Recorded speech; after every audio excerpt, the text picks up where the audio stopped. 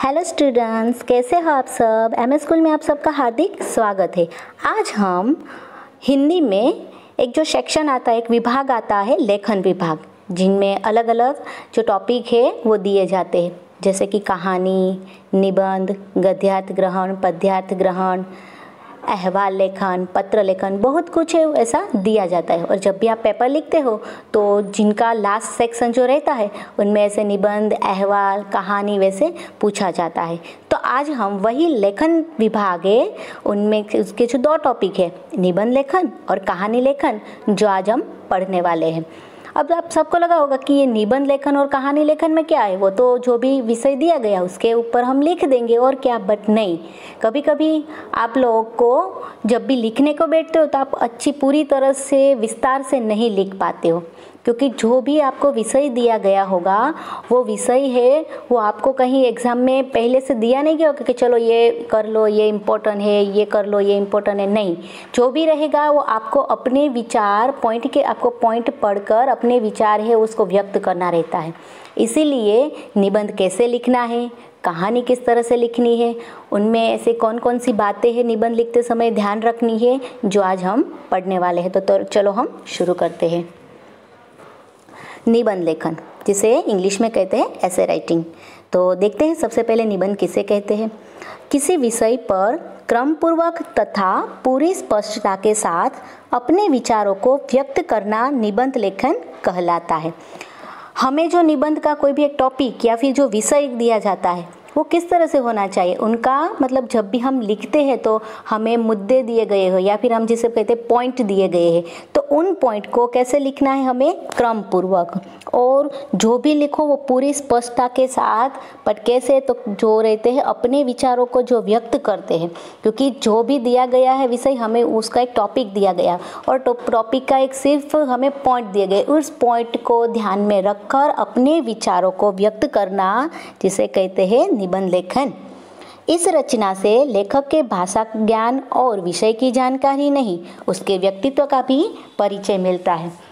क्या होता है, जब भी निबंध लेखन लिखते हैं तो जो भी निबंध लिखता है, जैसे कि जो लेखक है तो उनके भाषा का प्रभुत्व कितना है, तो भाषा का ज्ञान और विषय की जानकारी तो मिलती ही है, पर उनके साथ साथ उसका जो व्यक्तित्व है उनका भी परिचय मिलता है। क्यों?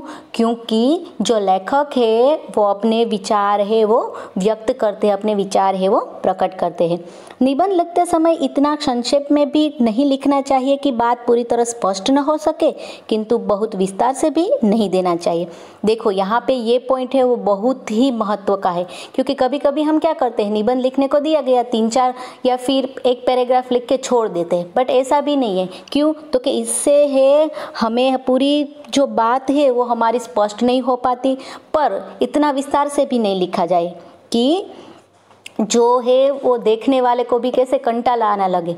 मतलब कि जो भी है वो पॉइंट के अनुसार पूरा सब मिलाकर निबंध है वो लिखना चाहिए, ना वो संक्षेप में हो ना वो विस्तार से हो।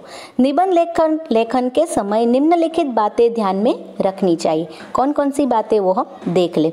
निबंध के बाहरी स्वरूप को ही देखकर परीक्षक विद्यार्थी के प्रति अपनी थोड़ी धारणा बना लेता है, अतः लेख बहुत ही सुंदर एवं स्पष्ट होना चाहिए। जैसे कहा गया है ना कि first impression is the last impression, मतलब कि निबंध का जो बाहरी स्वरूप है, मतलब देख के ही जो परीक्षक है वो विद्यार्थी के प्रति अपनी धारणा, मतलब कि वो मान लेता है कि दिखने में ही इतना जो सुंदर है, इतना स्पष्ट है, तो निबंध अच्छा ही होगा। इसीलिए जो निबंध लिखते समय जो लेख है वो एकदम सुंदर और कैसा, तो क्या स्पष्ट होना चाहिए। दूसरा जो है, भाषा सरल, सुबोध एवं प्रवाहमयी होनी चाहिए। जहाँ तक संभव हो छोटे छोटे वाक्य होने चाहिए। क्या कहा गया कि जब भी हम निबंध लेखन करते हैं तो सबसे पहले हमें ध्यान रखना चाहिए कि हमारी जो भाषा है वो सरल है, ताकि सरल होनी चाहिए ताकि जो सामने वाला है वो सही तरह से समझ सके। सुबोध, उसमें से कुछ बोध मिलना चाहिए। और हमारे जो लेखन की मतलब कि जो लिखते हो वो प्रवाहमयी होने, मतलब कि एक ही प्रवाह में रहना चाहिए। ऐसे नहीं कि फर्स्ट पॉइंट लिख लिया फिर लास्ट पॉइंट में कुछ आया तो वो सेकंड टाइम लिख लिया, ऐसा नहीं है। मतलब कि पॉइंट के अनुसार एक ही प्रवाह हमें पूरा निबंध है वो लिखना चाहिए। और हो सके तो छोटे छोटे वाक्य जो आप है वो छोटे छोटे वाक्यों में है वो लिखना चाहिए। फिर आगे देखते हैं। निबंध के लिए दिए गए विषयों में से ऐसे विषय का चयन करना चाहिए जिससे भली भांति समझते हो। आपको एग्ज़ाम में तो कहीं कहीं कोई भी विषय पर निबंध मिलता है, तो उन निबंध में आपसे 2 या 3 मिलते हैं, उसमें से आपको किसी एक विषय पर निबंध लिखना है। तो आपको ऐसा निबंध है वो चयन यानी कि पसंद करना चाहिए जिस विषय को आप भली भांति समझते हैं। क्यों? क्योंकि तो ही आप निबंध को अपने विचार है वो अच्छी तरह से व्यक्त है वो कर पाएंगे। चौथा है, विषय से संबंधित पर्याप्त जानकारी होनी चाहिए। इसके लिए अच्छे निबंध का अध्ययन आवश्यक है। देखो, कोई भी निबंध है वो आपको डायरेक्टली आ नहीं जाएगा। अच्छी जानकारी मिलने के लिए आपको पढ़ना ज़्यादा ज़रूरी है। तो आपको जब भी टाइम मिलता है तो अच्छे निबंध है आप उसका रीडिंग, इसका अध्ययन है वो आपको करना ज़रूरी है। जानकारी को व्यवस्थित करने के लिए पहले एक रफ कागज़ पर विषय की रूपरेखा बना लेनी चाहिए, जिसके आप जो भी आपको पॉइंट दिए गए हैं, अभी कभी पॉइंट दिए जाते हैं, कभी नहीं मिलते। तो सबसे पहले हमें एक रफ कागज़ लेंगे और इस रफ कागज़ पर जो भी विषय है उस विषय की हमें अपनी पूरी रूपरेखा है वो हमें रेडी कर लेनी चाहिए। विषय को अलग अलग अनुच्छेदों में विभाजित करके एक अनुच्छेद में विषय का एक ही पक्ष लेना चाहिए। देखो, जो भी पॉइंट है तो पॉइंट के अनुसार आपको अलग अलग पॉइंट दिए गए हैं। तो ऐसा नहीं कि 2-3 पॉइंट मिलाकर एक पैराग्राफ बना ले। तो एक ही विषय को हम अलग अलग अनुच्छेद यानी कि उसको पैराग्राफ में हमें क्या करना चाहिए, विभाजित यानी कि उसको अलग करना चाहिए। और जो भी हमारा एक ही पैराग्राफ है तो उसमें एक ही विषय का जो है हमें पक्ष लेना चाहिए, मतलब कि एक ही विषय के बारे में हमें लेना चाहिए। फिर है, निबंध लेखन का अभ्यास करते रहना चाहिए। इससे स्वयं में भी आत्मविश्वास जागृत होता है, साथ ही निबंध में भी गुरुता आती है। जब भी हम निबंध लेखन करते हैं तो निबंध लेखन करते समय हमें उसका अभ्यास करते रहना चाहिए। आपको टाइम मिले तो अच्छे निबंध है वो आपको पढ़ना चाहिए। इससे लिए क्या होगा कि आपका जो आत्मविश्वास है वो भी जागृत हो जाएगा और साथ में आप है वो निबंध है वो अच्छी तरह से लिख भी पाएंगे। अब देखते हैं कि जो निबंध है वो निबंध के 3 अंग है। किस तरह से हम लिखते हैं, जैसे हम प्रश्न लिखते हैं, कोई भी बड़े प्रश्न लिखते हैं तो जैसे उसमें कैसे हम प्रास्ताविकता लिखते हैं, फिर उसके मुद्दे लिखते हैं और लास्ट में उसका उपसंहार लिखते हैं, वैसे भी निबंध लिखने के लिए कैसे निबंध लिखे जाते हैं, कौन कौन सी बातें ध्यान में रखनी है वो हमने देख लिया। पर निबंध के भी 3 अंग है जिनके बारे में हम जानेंगे। जो सबसे पहले है भूमिका, फिर है विस्तार और लास्ट में रहेगा उपसंहार। तो भूमिका में क्या है, तो इसमें निबंध का परिचय है वो दिया जाता है। इसमें लेखक क्या कहना चाहते हैं, किस ढंग से उस विचार को स्पष्ट करेगा, आदि बातें स्पष्ट हो जाती है। भूमिका यानी क्या, जैसे हम कह सकते हैं उसको प्रास्ताविकता, कि जो भी विषय है उस विषय का जो परिचय है, मतलब कि हम जैसे ना शुरुआत में जैसे परिचय दिया जाता है कि इसमें ये कहना चाहते हैं, इसमें ये बात है, तो उसे कहते हैं भूमिका। मतलब कि निबंध का जो है वो परिचय दिया जाता है और उसमें लेखक क्या कहना चाहते हैं और किस ढंग से जो अपने जो विचार है वो स्पष्ट करेंगे, वो बात है वो हमें भूमिका में देखने को मिलती है। मतलब कि हमारी जो प्रास्ताविकता है कि निबंध में क्या आएगा वो सब है वो हमें भूमिका जो निबंध का अंग है उसमें से मिल जाती है, उसमें से ये बात है वो स्पष्ट हो जाती है। फिर आता है सबसे इम्पोर्टेंट ये वाला पार्ट, विस्तार। तो ये है जो निबंध का एक शरीर है। क्यों? क्योंकि इसमें से सब विस्तृत वो अंश है। इसमें लेखक को अपना सारा ज्ञान चुस्त एवं मनोरंजक शैली में व्यक्त करना चाहिए। ये जो निबंध का अंग है वो बहुत ही महत्वपूर्ण है, क्योंकि इसमें ही जो लेखक है वो अपना सारा ज्ञान चुस्त एवं मनोरंजक शैली में है वो व्यक्त करते हैं। मतलब कि जो भी टॉपिक है, जो भी है वो, मतलब निबंध के बारे में जो भी रहता है बातें, वो सब यही बीच जो विस्तार है वो विस्तार में ही आ जाता है। फिर रहते हैं उपसंहार। उपसंहार यानी कि उसमें से क्या बोध मिलता है कि हमने क्या जाना है। यह निबंध का अंतिम भाग होता है। इसमें पूरे निबंध का संक्षिप्त निर्णयात्मक रूप प्रस्तुत करना चाहिए कि जो भूमिका और विस्तार में हमने जो भी बताया है उन सब को मिलाकर संक्षिप्त में जो क्या कहना चाहते हैं उनका एक निर्णयात्मक रूप है वो उपसंहार में है वो हमें प्रस्तुत करना चाहिए। तो ये हुए निबंध के 3 अंग, भूमिका, विस्तार और उपसंहार। अब निबंध के प्रकार, किस तरह के निबंध है हमें देखने को मिलते हैं। वैसे आपको तो कोई भी निबंध मतलब कि दिया जाता है कि कभी चलो लिखो कि मेले में बिताए 1 घंटा, फिर समय का सदुपयोग, ऐसे बहुत सारे हैं। फिर किसी के बारे में, जैसे कि शहीद वीर भगत सिंह के बारे में लिखे, कोई भी टॉपिक आपको मिलता है तो जो है उनको अलग अलग प्रकार में विभाजित किया गया है। तो यहाँ पे निबंध के जो प्रकार है उनके बारे में भी हम जान लेते हैं। तो निबंध के मुख्यतः 3 प्रकार हैं। पहला है वो वर्णनात्मक, दूसरा है वो विचारात्मक। तो वर्णनात्मक में क्या है? तो वर्णनात्मक यानी कि वर्णन करना, जिसको हम डिस्क्राइबिंग भी बोल सकते हैं कि डिस्क्राइब करना। इसमें विषय वस्तु का वर्णन किया जाता है। इस प्रकार के निबंधों में प्राकृतिक दृश्य, निजी अनुभव, मेले, त्योहार, ऐतिहासिक स्थान आदि का वर्णन होता है। मैंने आपको पहले ही बताया ना कि वर्णन यानी क्या, तो उसमें कोई भी जो विषय है वो विषय के अनुसार उनके वर्णन, उसको डिस्क्राइब करना रहता है, जिसे कहते हैं वर्णनात्मक निबंध। तो कौन कौन से ऐसे हैं?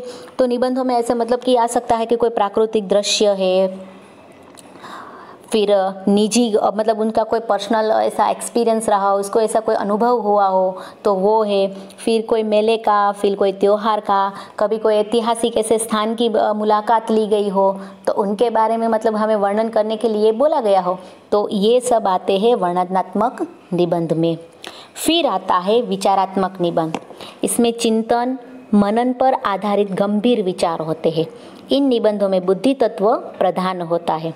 तर्क और दृष्टांत देकर विषय के पक्ष अथवा विपक्ष का विवेचन किया जाता है।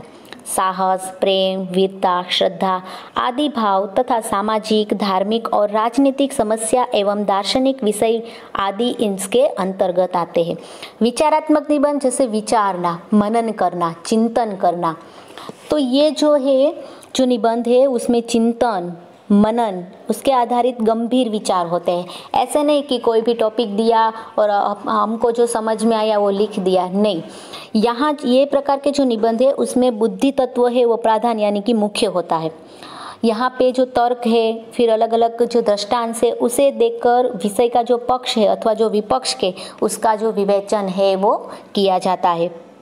मतलब कि ये जो विचारात्मक निबंध है उसमें चिंतन का और मनन का बहुत महत्व है और अपनी जो बुद्धि तत्व है उनका मुख्य यानी कि प्राधान्य रहता है, क्योंकि आपको बहुत सारे दृष्टांत देने पड़ेंगे, ऐसे तर्क भी है वो भी को देकर आपका जो विषय है उस विषय को आपको विवेचन है वो किया जाता है।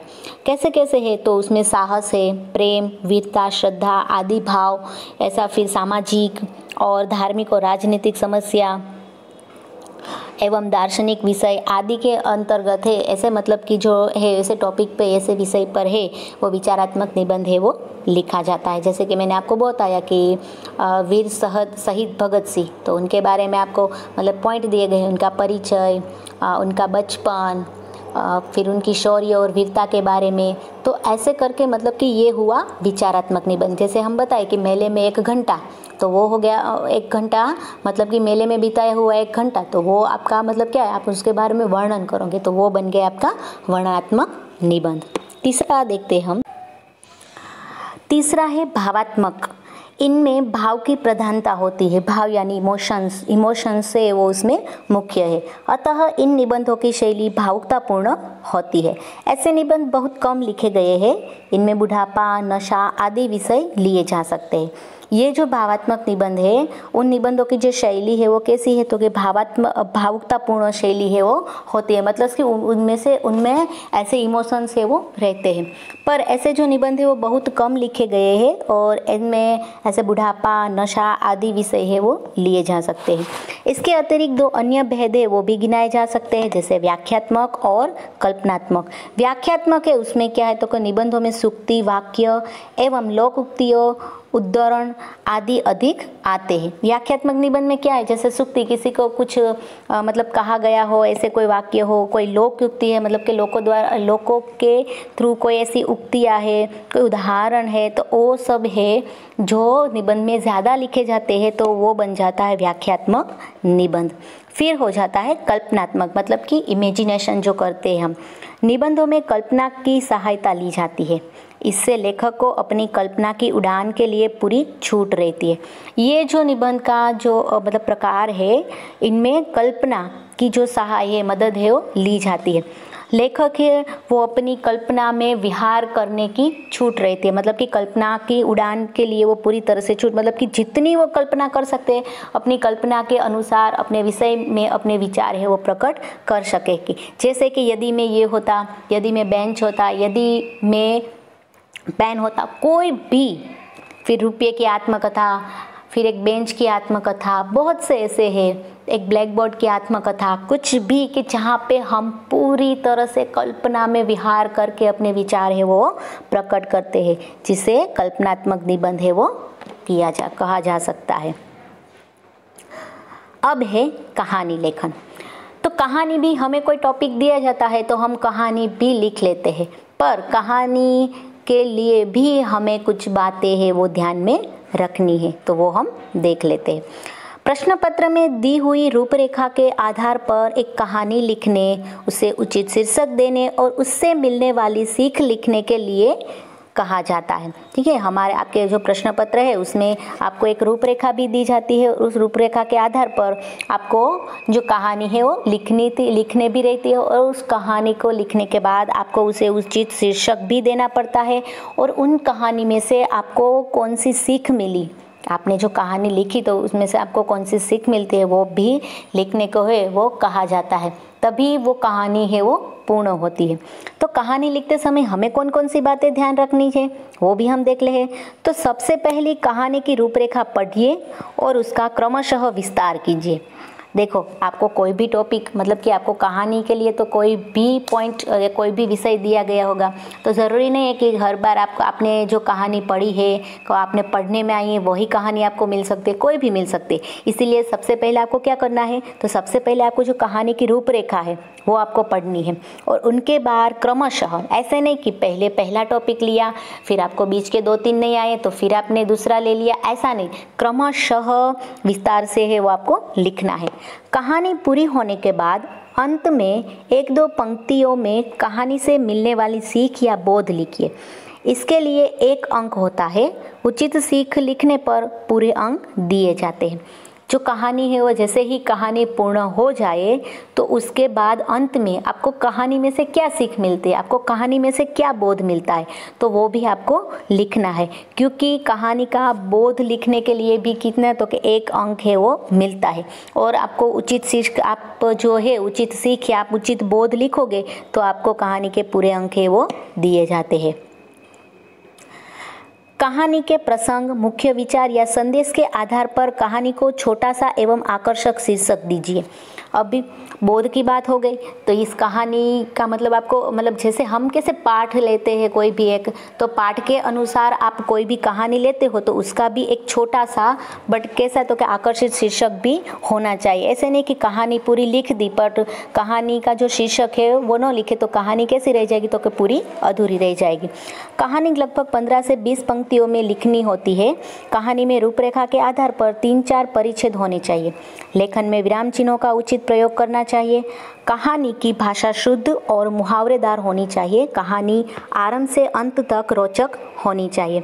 सबसे पहले तो कहानी आप जो लिखते हो वो ज़्यादा बड़ी भी नहीं होनी चाहिए, कितनी, तो कि कम से कम 20 से 15 पंक्तियों में ही अपनी जो कहानी है वो लेनी चाहिए। पर साथ ही साथ आपको जो रूपरेखा दी गई है उस रूपरेखा को ध्यान में रख कर 3 से 4 परिच्छेद ही आपके होने चाहिए। फिर तो लेखन में आपको जो विराम चिन्ह है उसका भी सही तरह से प्रयोग करना चाहिए। कहीं पे भी ऐसे नहीं कि कोई भी विराम चिन्ह आप लगा दो, जहाँ पे जो ज़रूरत है वही जो है विराम चिन्ह उनका भी आपको प्रयोग करना चाहिए। जैसे कि कहीं पे विस्मय बोधक जो विराम चिन्ह आता है तो उसका प्रयोग करना चाहिए, कभी प्रश्नार्थ है तो उसका भी प्रयोग करना चाहिए। फिर कहानी की भाषा हमें शुद्ध होनी चाहिए कि जो पढ़ने वाला है वो सरलता से पढ़ सके, और कहीं ज़रूरत पड़े तो मुहावरे है, ऐसे भी आप जो शब्द है उसके भी आप प्रयोग कर सकते हो। उनका जो आरंभ से अंत तक है वो रोचक होनी चाहिए कि ताकि जो कहानी पढ़ने वाला है वो रोचक तरह से पढ़ सके। तो यहाँ पे हमने देखा कि कहानी और निबंध लिखते समय हमें कौन कौन सी बातें ध्यान में रखनी है, किस तरह से लिखना है, और ये सब बातें आपको याद भी रखनी है। और साथ साथ में इन दोनों के यानी कि निबंध और कहानी के उदाहरण के तौर पर हमने आपको एक निबंध दिया है और एक कहानी भी आपकी वर्कशीट में दी गई है। तो वो भी आपको अपनी वर्कशीट में दी गई कहानी है और साथ साथ में ये भी जो कौन कौन सी बाबतें ध्यान में रखनी है वो सब आपको अपनी लेखन विभाग की बुक में भी लिखना है और याद करना है, ताकि जब भी आप परीक्षा में लिखो तो अच्छे अंक आपको मिल सके। Thank you.